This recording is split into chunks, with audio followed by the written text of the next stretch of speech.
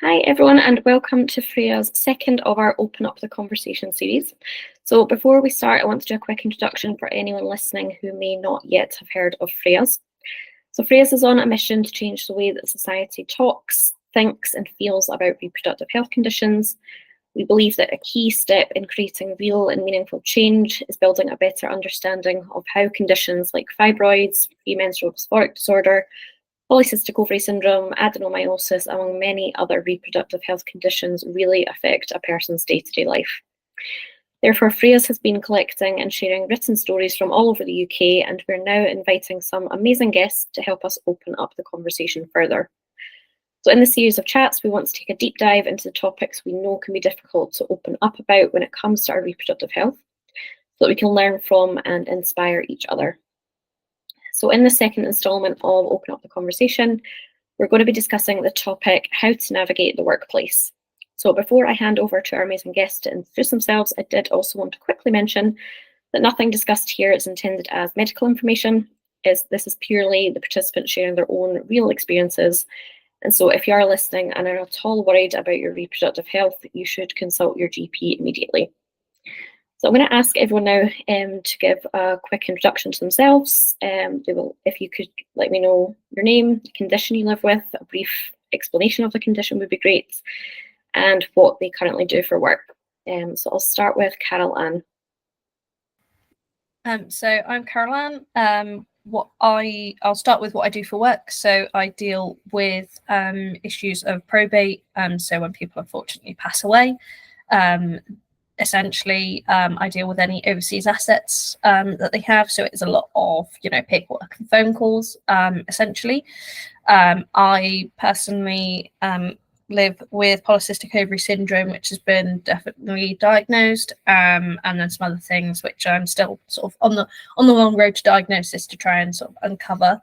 And with polycystic ovary syndrome, it's essentially where there's, in my case, an imbalance of hormones. So I have elevated testosterone levels, which affect how the egg naturally grows. So instead of it growing and becoming mature and then releasing, because of the imbalance of the hormones, it's very stop-start in terms of the body signals, which affects things like ovulation. Sometimes you may not ovulate. It can affect, weight. You can have acne, like I've got some acne at the moment from my cycle. And I also experience excruciating pain sort of within the first couple of days of my period as well. And that's just kind of my personal experience and kind of what I live with reference to the conditions, I guess. Thank you. I'll hand over to Laura. Thank you. So my name is Laura Teare-Jones, and I live with PMDD, which stands for premenstrual dysphoric disorder.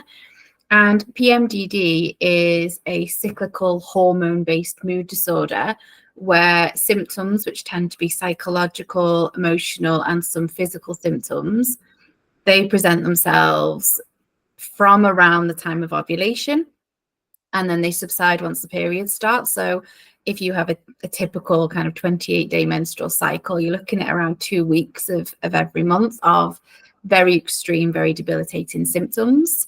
And the best way for me to describe it really is if you were to take something like PMS and take also bipolar disorder and kind of throw those together, the end result is something that looks like PMDD. So those emotional and psychological symptoms that, can be present with something like bipolar disorder, but it's cyclical. So it's all to do with how your brain responds to the hormonal fluctuations that occur during the menstrual cycle.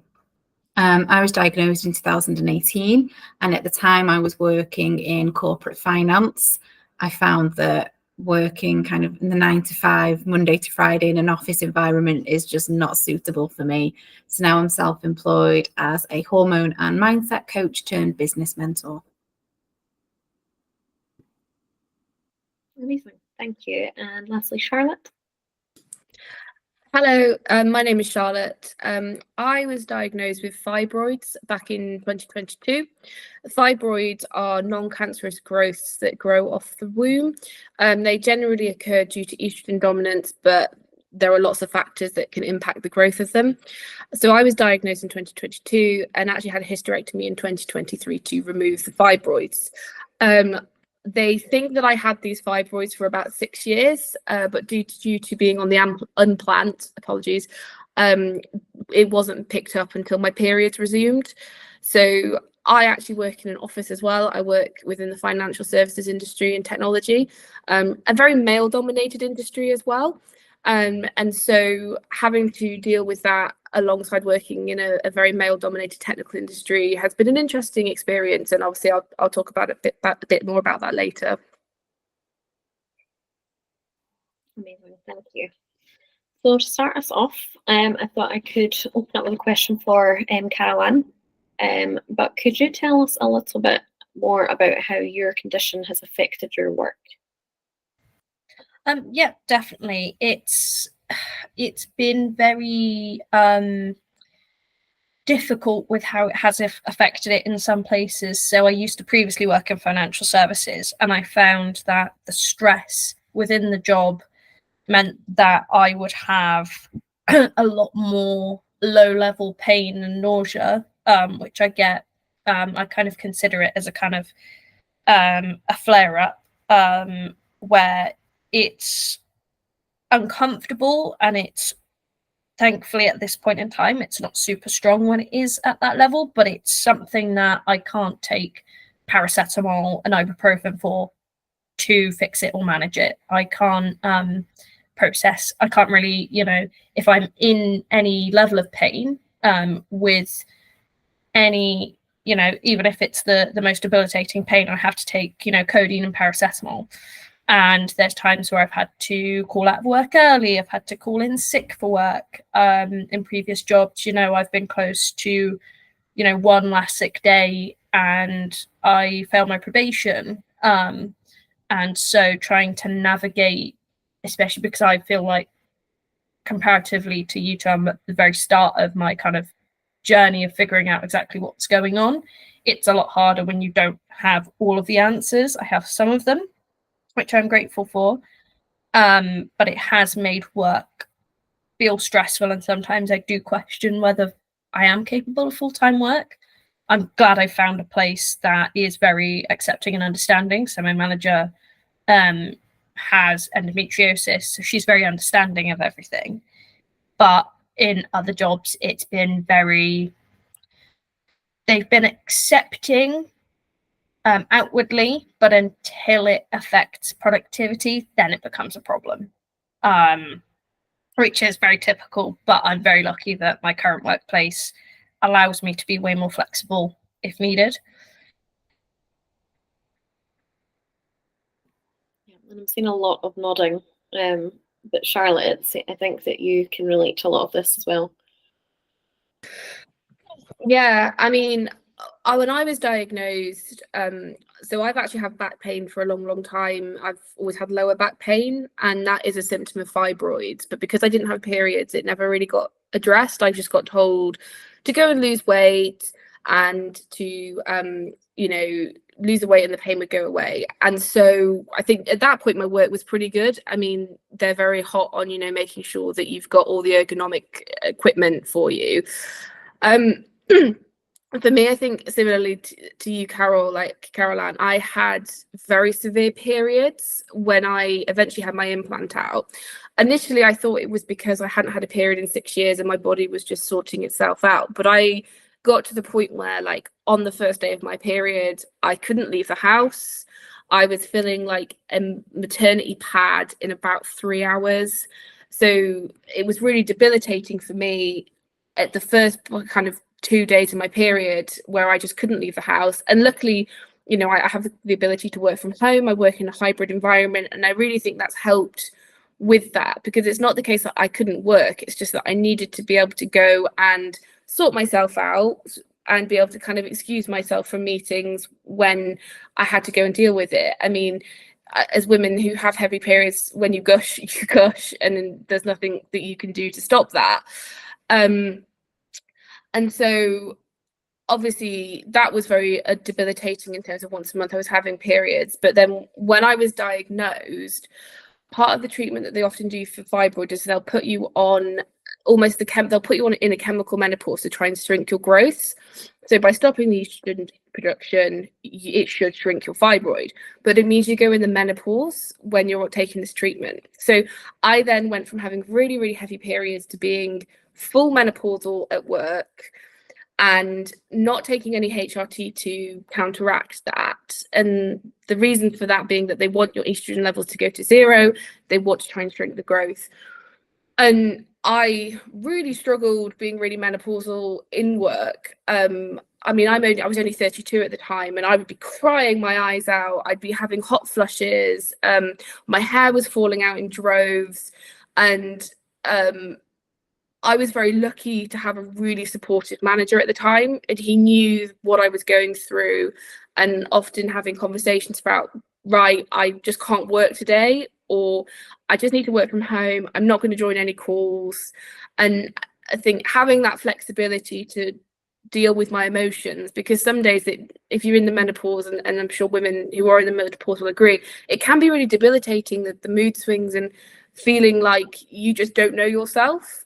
And then obviously having to have 2 surgeries in 2023, not being able to work during that time. I worked from home a lot. I went down to being part-time. I work in projects, so obviously that then impacts what I can do on the project. I think I'm probably very lucky that my work were really understanding with that, and they allowed me to come back part-time and scale back the work that I was having to do to support that. But it really, I would say, for myself, I'm quite a career-driven individual. I would describe myself as quite ambitious. And I feel like I have had to completely put the brakes on my life for the last 2 years while I've dealt with this condition, because it's completely dominated all of my life outside of work and a lot of the time in work. And I don't think you realise that when you first get diagnosed, just how all-consuming it can be of your life.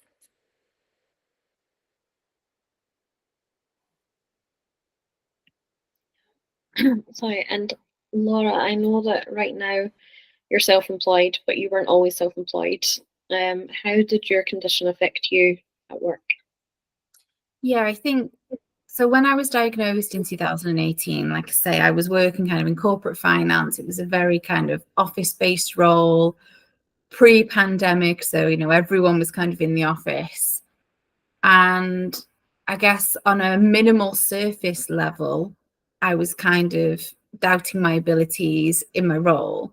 And for anyone who's ever experienced brain fog, where you forget people's names who you've worked with for years, or you forget a process that you do every day, that can really, really trigger a lot of self-doubt. And so that's kind of like, the surface level stuff. But on a deeper level, in the throes of PMDD, you can feel like the easiest thing to do will be to just kind of drive your car into a wall, or to quit your job, or to say how you really feel about a colleague, or whatever it might be. And so every month, what you're tasked with is trying to get through that month without causing any damage, without self-sabotage.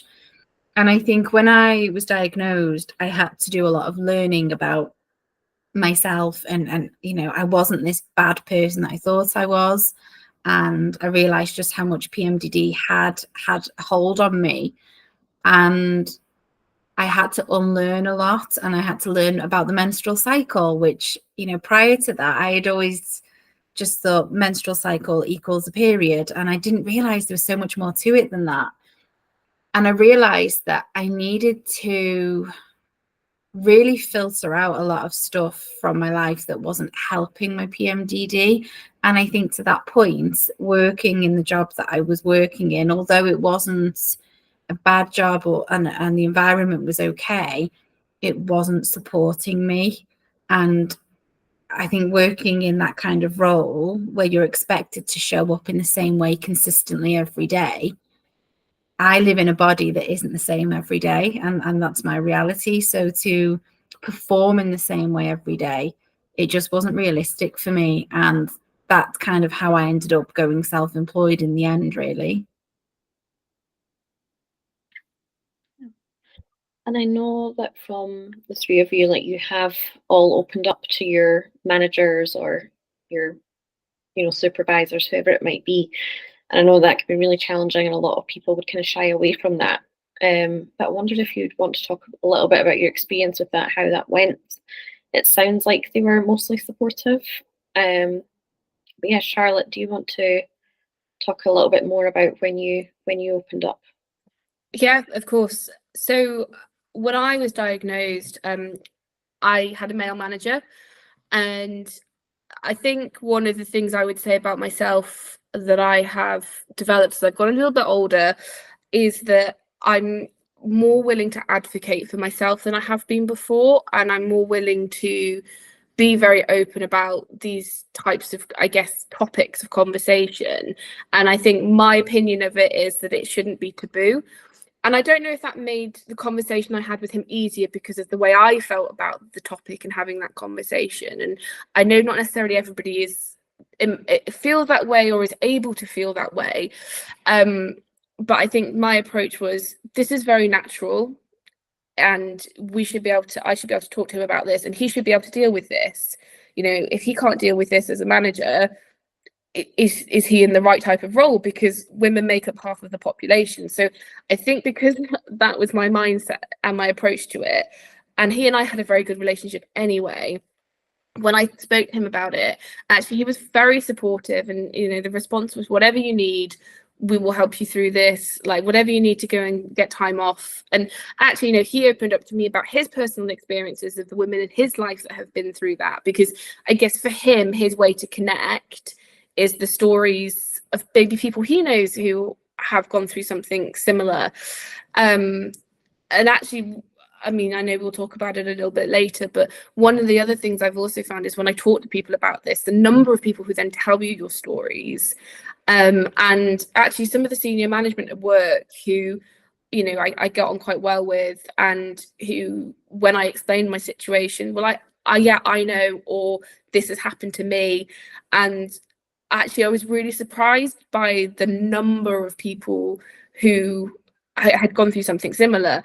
So yeah, I think to your original question, I think because of the relationship I had with my manager, and also I think my approach to it and my feelings towards what I was going through, I think it meant it was a constructive conversation between us. I know that the workplace is changing, and maybe a few years ago it wouldn't have been the same, or maybe some workplaces are still not in that place, but it's definitely somewhere we should be able to get to where our managers can talk about these types of things, and it isn't it's a woman problem.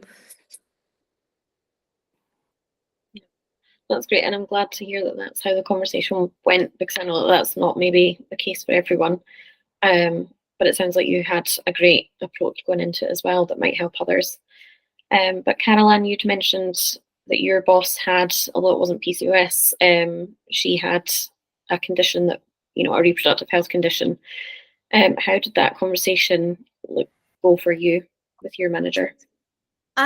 So with my current job, I essentially told them in the interview stage. They've actually been very great. One of the people in HR was also present and sort of said, okay,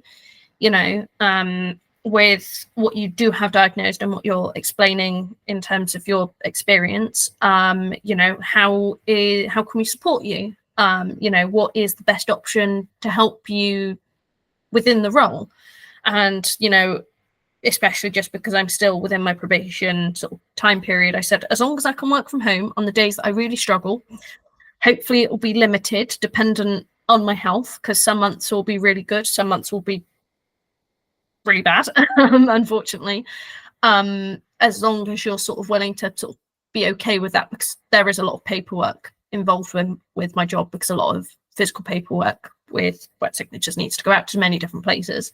But they're very kind of understanding with that. In previous jobs, I remember when I before I was diagnosed with polycystic ovary syndrome in 2023, I was in a job where I was waiting to undergo an ultrasound, and I kind of was speaking to my manager, who at the time was male, and he was very awkward and didn't really know how to kind of deal with the topic.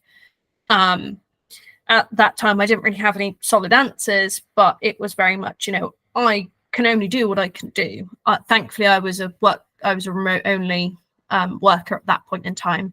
And then my previous job, my manager was supportive, but I do feel like to a degree, it was as supportive as you can be within the atmosphere. It was, you know, I did go through occupational health referrals. You know, she did everything for me. She even checked to see if I could, because I was on the waiting list to rule out endometriosis, actually. She said, you know, oh, I'll see if we can do anything through the private healthcare. So she was trying to help me, but at the same time, because of the nature of what was going on, there was always going to be time frames and productivity quotas to hit and such. Whereas I feel very lucky in my current job that that's not the case. It's just making sure that everything is kept on top of, and it's marked on the kind of time that you spend on something. But it does make all the difference knowing that my manager, you know, is super understanding and is very like, if you need to take the time off, take the time off. Like, it can wait. You know, I don't want you to force yourself if you're not feeling great at all. And, you know, if you need to make up the time, make up the time. If it's a couple of hours here and there and you do it in little chunks or do it in a big chunk, it's up to you how you do it. But, you know, you don't feel forced into trying to push through it. Whereas in my previous job, I definitely felt like I had to the best of my ability until I couldn't anymore, which had a knock-on effect and made it a lot more kind of difficult on the days where on the days where typically I would be okay. It was a lot of, you know, I think the month of October 2023, I had very few days where I wasn't dealing with nausea or pain. Thankfully, that's definitely not the case now. But yeah, that's kind of been my personal experience with my managers. A very mixed experience overall, but I'm very thankful to be in the position I'm in with a decent manager and also a very decent sort of HR team as well. That's good. And Laura, I know that you'd opened up to your manager as well. How did that go? Yeah, so I remember having what felt like a really positive conversation. So I shared my diagnosis and kind of what it meant, and, you know, that I was still kind of learning about it and that kind of thing.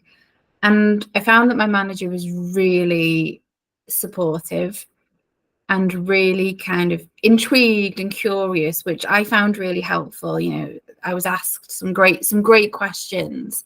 But it's only on reflection that I think back, actually, there was never any kind of official organizational support. So there was no referral to occupational health. There was no conversations about long-term what this would mean for me as part of that business. It was more a case of informal support from my manager, kind of, oh, you know, let me know if there's anything that you need. It sounds really hard. So supportive, but not from an organizational structural perspective. And I don't think there was ever any kind of official disclosure to the organization. I disclosed to my manager thinking that's kind of all I needed to do, but it was never escalated or anything like that. And I actually left the company not long after that. So it was really interesting to think how things could have gone long term with, you know, my cyclical symptoms. But she supportive, yes, from a kind of a personal level with my manager, but no structural or wider organizational support. I see. And I know that you mentioned there, like, possibly like a referral to occupational health. But is there anything else that you can think of that your workplace could have done, or that you would have liked them to have done to support you? I found it really validating how curious she was. And I think I always say this now whenever I'm doing any kind of workplace training to do with the menstrual cycle. Compassionate curiosity is so important, because managers don't understand that they're not experts in reproductive health most of the time, and that's absolutely okay. But that compassionate curiosity, I think, it was really valuable. So yes, there should have been wider support, but actually what I would like to highlight is I had a lot of kind of validity, and yeah, I guess I just found it really helpful that I was asked questions, and you know, she was very gentle with how she did that, and I think that's what helped me most. But yeah, I don't really know what else I could have needed at the time. I guess there could have been support in place for covering my work in the event that I wasn't able to, and I'm one of those people. It takes a lot for me to, you know, to not turn up to work, to cancel work.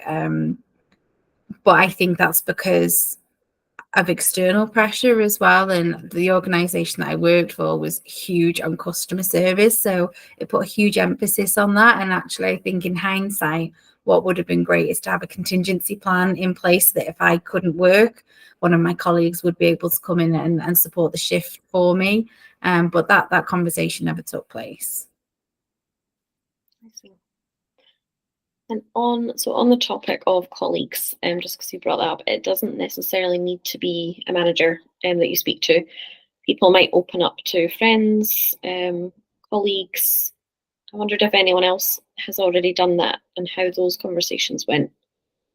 Charlotte, I don't know if that's something that you've done. Yeah, I can talk to this.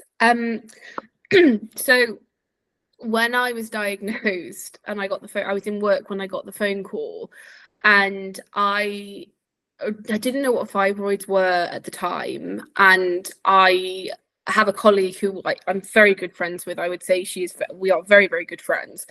I couldn't get hold of my husband, and I rang her and I was like, I don't know who to talk to. Like, I've just found this information out. And she was like, right, come to my desk. We'll look into this. And, you know, she was immediately there. And one of the things that she helped me realize is that I could get this dealt with through my private medical insurance.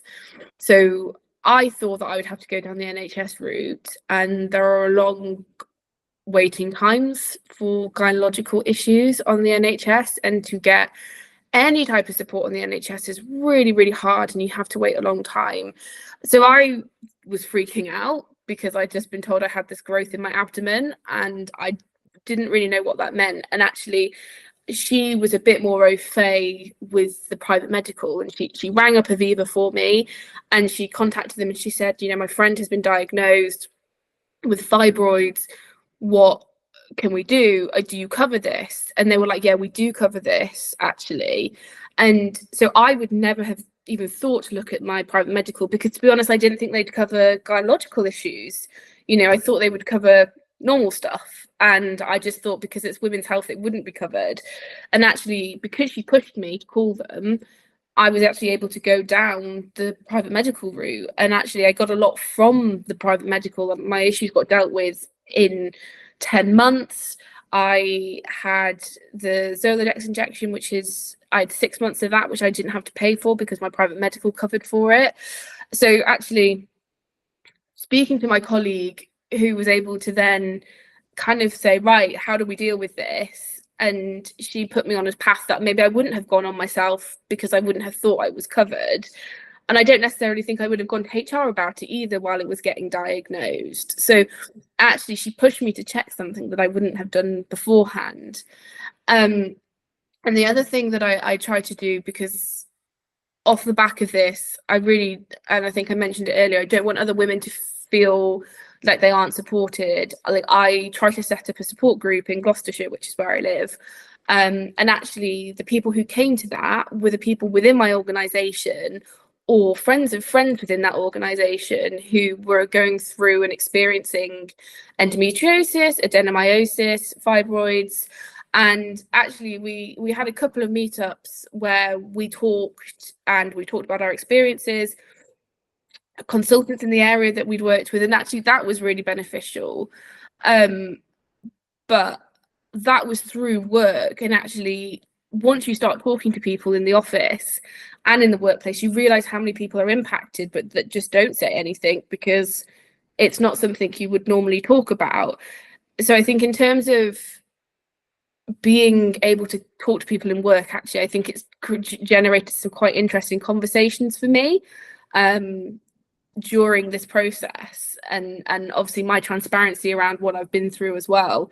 So yeah, I think, you know, if you have someone that you trust that you work with, you know, they may know someone who's gone through something similar that they can point you to and speak to.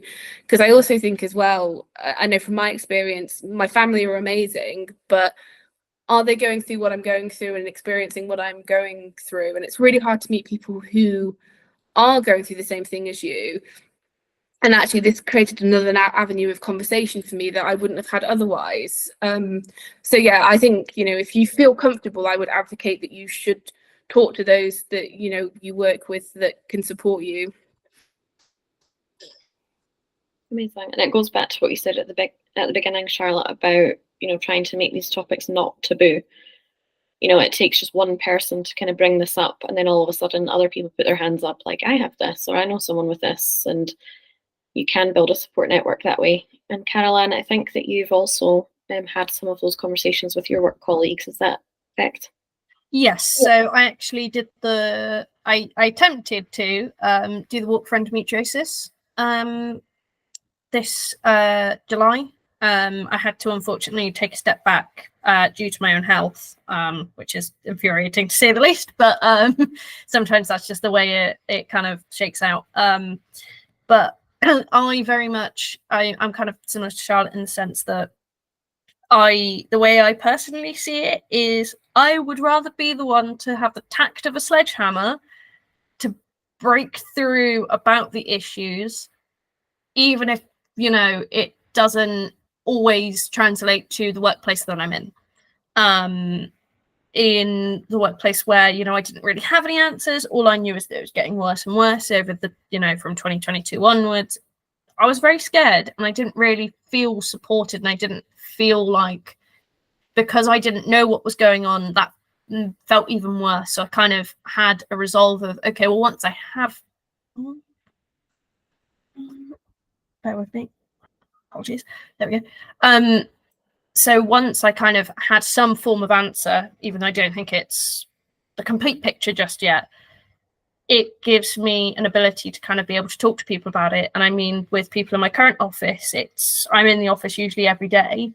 And if I'm not in, then I can, you know, when I come back in and sort of talk to people, I'm like, oh yeah, no, I wasn't really in the office. I had an awful pain, you know, like I don't hide anything of what I go through. I don't necessarily, they don't see the full nitty gritty kind of aspect of it when I'm struggling to converse with people, but I never shy away from it, and I'm always happy to be asked questions about it, especially because I work in a very kind of small office currently. I'd much rather people come up to me and ask questions, or, you know, they know that if they want to drop me a message, they can. I would never kind of force any of the conversations, but I would hope that if anybody else at my workplace was going through something similar, that I've instilled enough kind of confidence in how I approach it for them to want to talk to me, because the last thing I'd want is for them to feel as alone as I have previously through this. And it kind of goes for the same with, you know, family, friends. Like I realized that going through my own health journey, I spoke to sort of certain family members and certain things run in the family, and I wasn't aware of it until now. And it's very important to be very open and honest with everybody around you, because then not only do they have a better chance of supporting you where you're at any given time, but they can also then, you know, go and do some research, or they can come and ask you, whichever, you know, works for the individual. But they then have the option to be in a place to better support you, rather than feeling like you can't kind of express that. Because I know when I've really struggled and you know, when the pain gets so bad and I can't really talk to people, I can only shake yes or no until it subsides. It's scary and it's a vulnerable state to be in. And the last thing you want, whoever sees, no matter who sees it, whether it's a co-worker, a partner, you know, family, friends, whoever, I think the last thing people want is to let people into that vulnerability. But if you don't, then you lock out so much support. So you almost have to embrace certain vulnerabilities that come along with it in order to be able to manage everything much better and to be able to actually have the support and, you know, find new avenues, like, you know, Charlotte was saying about, you know, certain consultants and, you know, who's seen who. Like, if you don't have those conversations and reach out, it's a lot harder on your health journey to then figure out, okay, this person is very good at this specific, you know, gynecological condition. This person is really good at this one. Okay, if I think it's this person, then this is who I, you know, need to try and aim to see. And it also means that you can advocate for yourself way better, which I'm still kind of learning how to do sometimes.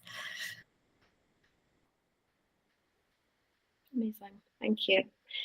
And Laura, I had a question for you, because I know that, you know, we've talked about your 9-to-5 job, and with your condition, it was just not feasible for you. And you've kind of made the drastic decision to completely change your career path. But what you do is very, very interesting. I wondered if you could talk a little bit more about that. Oh yeah, thank you. So to give you a bit of a backstory, I guess, as you know, I was working in corporate finance, and then I also trained to be a weight loss coach after losing some weight myself. And so I was doing the two jobs alongside each other, realized that actually working in the office environment wasn't going to work for me. And so I was working for a little while as a weight loss coach. And I will say that although I'm kind of very anti-diet culture now, and I guess my PMDD diagnosis has actually fed into that, I did love the job. I loved the idea of supporting predominantly women to prioritize themselves and be, I don't know, look after themselves. But what I found after my diagnosis, I realized that above everything, what we need is self-compassion, because it doesn't matter if you're trying to change your career or lose weight or any other goal. If that goal is born out of obligation or pressure, then it's probably not going to work anyway. And I think I saw a lot of that as a weight loss coach. And I set up a podcast during the pandemic called My Hormones, My Health, which was all about having conversations like these, really, where we just talked about our experiences.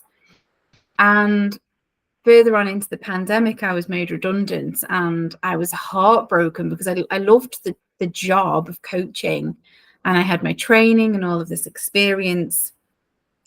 And I'd also set up my podcast where I was having all these really important conversations. So to me, it just made sense to use that training to do something purposeful, something helpful, to support other people living with what I call hormone havoc. And a lot of the people that I work with, it's not just about PMDD. It's not just about how do I get a diagnosis for PMDD, because all of that stuff we can cover. But what I love is I get to support people who have imperfect health, but also have a life outside of that. They still want to, excel in their career or whatever it might be. And often the people that I work with, they know what they're living with, whether that's PMDD or something else, but they just don't quite know how to navigate that and the goals that they have. And I think this can happen for a lot of us, because we're like, I'm going to do something amazing. I'm going to run a marathon. And then our symptoms hit and it's like, oh, wait a minute, I can't do that. And we struggle then to progress and move forward.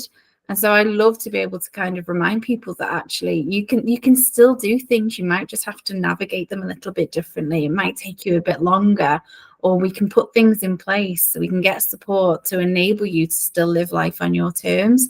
And I know that sounds really cheesy, but I also know what it's like to feel like your condition rules you and to feel like you are trapped inside a box. And so I love getting to have conversations with people where we're kind of like, yes, you're dealing with this thing and it's awful and it's hard. And when I have sessions with people on their hardest days, it's a very different conversation to when they're having a better day. And so it's trying to kind of get that balance with them as well. But I think to go back to your conversation about colleagues as well, I get to do workplace training, and a lot of the time the colleagues who show up for those training sessions are people who they want to help. They want to help their colleagues, their line managers, who are just kind of like, a colleague on my team has just been diagnosed with something like endometriosis, and I just don't know what I should be doing or what I shouldn't be doing. And actually, I think that's so important to just show up. And so if there are any kind of line managers listening back to this, what I would say is just show up, ask those curious questions with compassion. Don't prod and poke, but ask your colleagues what they need, how you are really. Those are the basic things we need. And often I do find that it's male colleagues who tend to be a little bit more pragmatic about these things. I think often as women, as we've just heard, we struggle to be vulnerable, whereas I think when you take something like menstrual health or reproductive health, male colleagues, I'm talking very generally here, they can kind of just be a bit more kind of like, okay, what is this? What do I need to know? What do you need from me? How can I help you? And I think this, because there's less vulnerability or attachment, they tend to be very helpful in that sense. So I guess that's all I would say about colleagues. Thank you. Okay. And Charlotte, I know like you just talked about like your support group, for example, but you're doing some other work, aren't you, in relation to your condition and advocating? If you wanted to share any of that. Yeah, so I have been working on an app called Hysteria Health, and we're very early days in the moment, and it's bore out of my experience from the last 24 months. I think there isn't a lot of support there in helping women to understand their conditions around things like fibroids, polycystic ovaries. A lot of women who track their periods and suffer from these, I would say the market doesn't necessarily cater to that at this point. I struggled with fibroids. I know on my app, I literally put in that I had fibroids and then nothing happened with that. And so I think that for me, it was about feeling seen with the technology that I'm using, that actually this is a very important condition in its own right, fibroids, and there are symptoms that go with that are very pertinent to what I'm experiencing. So I'm looking at building a gynecological health app that supports women through their gynecological health journey to track symptoms and side effects of medication, and actually to provide support post-surgery for any treatment plans that they have. Again, bore off my own experience of very little support post-hysterectomy in terms of how to get better, how to heal. The NHS provided very little information, and the women I've spoken to who have had hysterectomies on the NHS have also struggled, are given a leaflet and then discharged. And there isn't enough support out there for us. And also as well around education, looking to help increase education, because I think had I known what fibroids were when I was younger, that would have helped me advocate for myself probably sooner. And I think that there isn't enough around the education of these symptoms for women until you get diagnosed. And at that point, generally, it's too late, because they're probably quite far down the line because we aren't educated to know our bodies. So it's kind of it's a at the heart mission-driven application that we're working on. I've got 2 co-founders as well, so hopefully you'll see something in the coming weeks, months, and if anyone is interested in signing up or being involved, I would love to reach out and chat to you and get your thoughts on that. So yeah, please reach out. Amazing, thank you. Got one last question for everyone. So whoever wants to go first can go ahead. But well, actually, it's 2 questions. I wanted to see if everyone could think of, just to finish up, kind of what's one thing that they wish that their employers could do to support you better with reproductive health conditions. And then if you have one, is one piece of advice for someone that might be struggling with their work because of a reproductive health condition. So whoever wants to go first, go ahead. I'll go. So I guess for employers, I would say, as I've kind of already mentioned, really, it's be curious. So don't necessarily wait for the menopause training or the menstrual health training. I would say be curious, check in with your colleagues in an informal, regular basis and ask them, how are you really? What's going on in your world right now? And whether that be relating to menstrual or reproductive health, we never know what's going on in a person's life until we really ask them. And so I think particularly individuals within organizations such as line managers, they do have a duty to be checking in on their colleagues and their teams, rather than waiting for their colleagues to come to them, or waiting to have menopause training and things like that.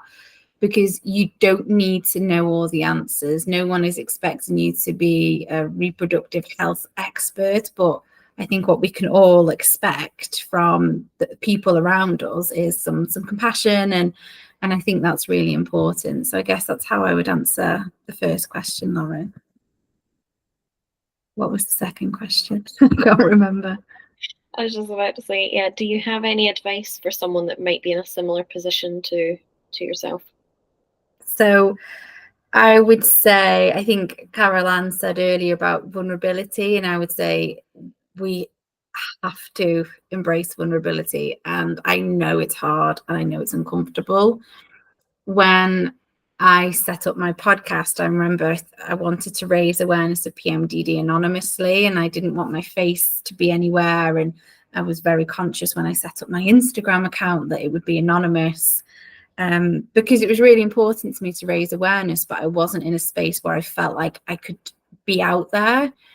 And then after a while, I kind of realized that if I want people to talk about these things more and break the taboo, it has to kind of be an internal thing where we do that ourselves. Because how can I expect other people to talk about these things openly if I wouldn't do it myself? And so I think we're all very good at saying, tackle the taboo, and it's okay to not be okay. But I think we all have to push ourselves a little bit to embrace that vulnerability a little bit more. And again, I say that knowing it's really difficult and it has to feel safe.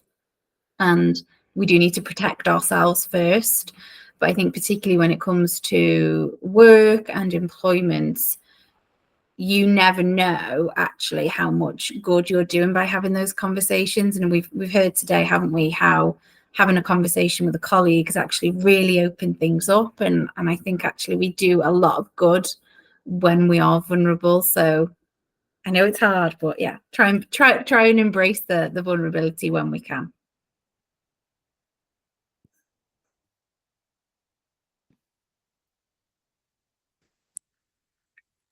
I don't mind going next, if that helps.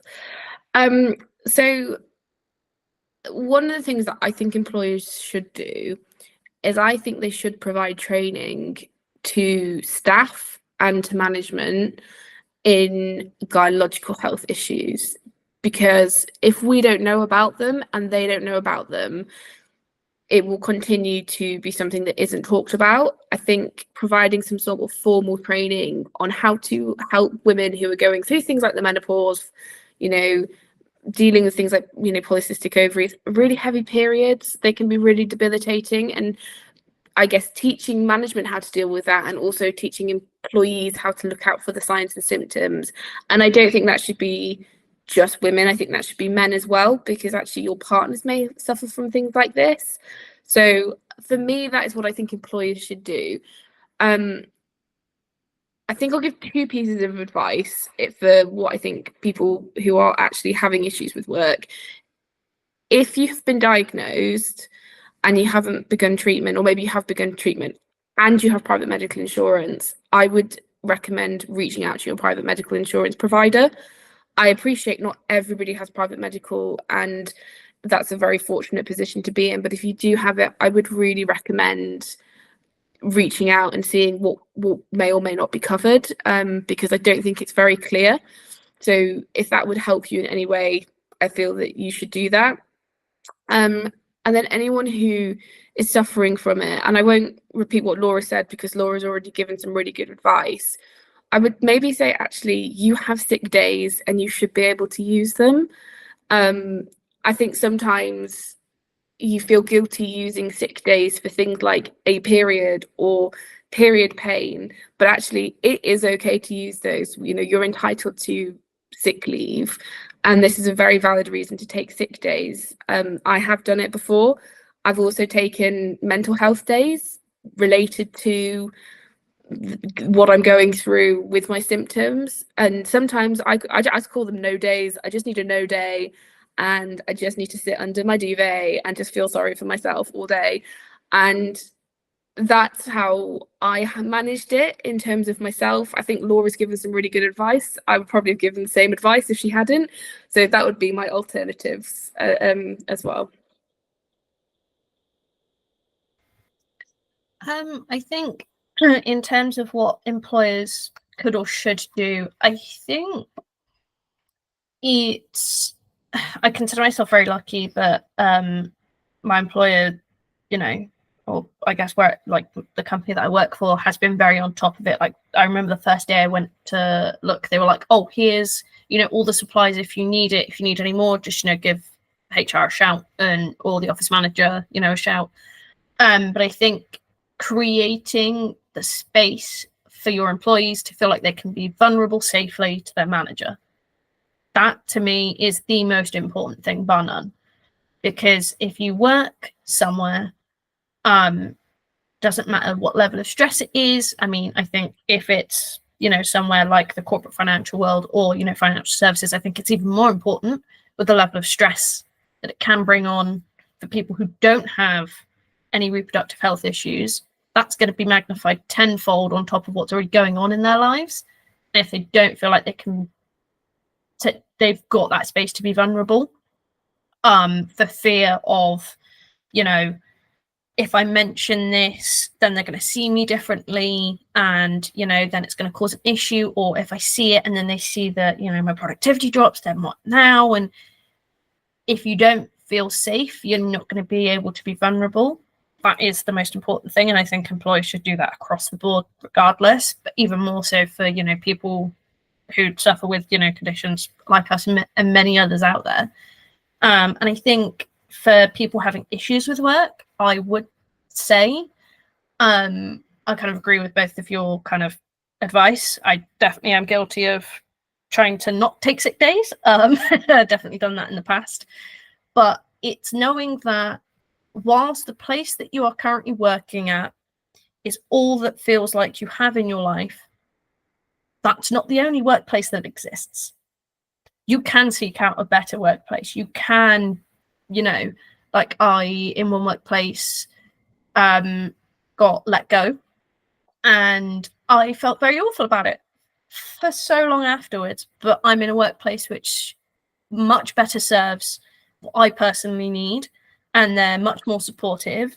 So balanced with, you know, if different sort of financial responsibilities, don't feel like you have to stay at a job that doesn't feel safe just because you're worried it could be worse, because it could be so much better.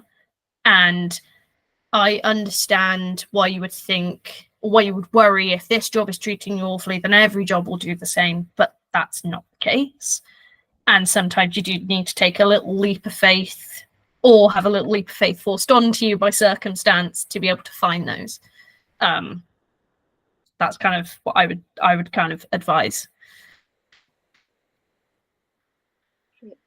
No, thank you. I think that all of these pieces of advice are so valuable.